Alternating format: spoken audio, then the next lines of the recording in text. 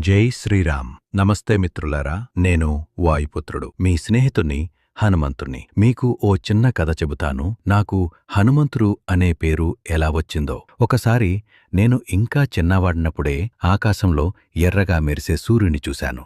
ఆ సూర్యుణ్ణి ఒక పండుగ భావించి ఎగిరిపోయి పట్టేయాలని చూశాను. కాని దేవతల అధిపతి ఇంద్రుడు నన్ను ఆపేందుకు తన వజ్రాయుధాన్ని ప్రయోగించాడు.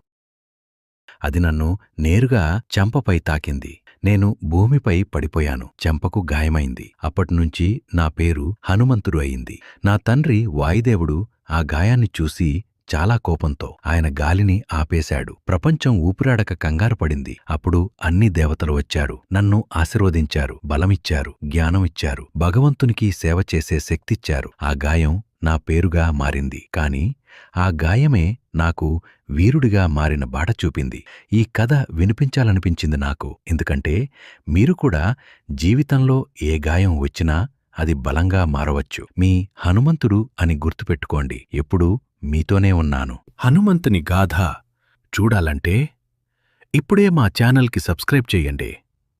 జై శ్రీరామ్. జై శ్రీరామ్. నమస్తే మిత్రులారా, నేను వాయుపుత్రుడు, మీ స్నేహితుణ్ణి, హనుమంతుణ్ణి. మీకు ఓ చిన్న కథ చెబుతాను. నాకు హనుమంతుడు అనే పేరు ఎలా వచ్చిందో. ఒకసారి నేను ఇంకా చిన్నవాడినప్పుడే ఆకాశంలో ఎర్రగా మెరిసే సూర్యుని చూశాను. ఆ సూర్యుణ్ణి ఒక పండుగ భావించి ఎగిరిపోయి పట్టేయాలని చూశాను. కాని దేవతల అధిపతి ఇంద్రుడు నన్ను ఆపేందుకు తన వజ్రాయుధాన్ని ప్రయోగించాడు.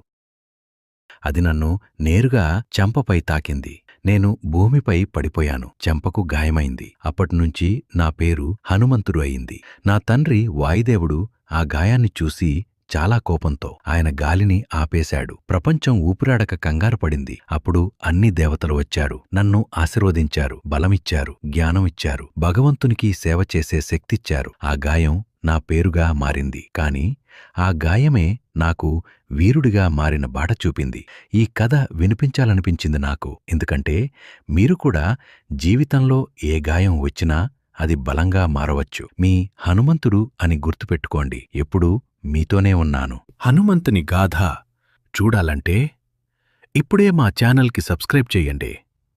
జై శ్రీరామ్.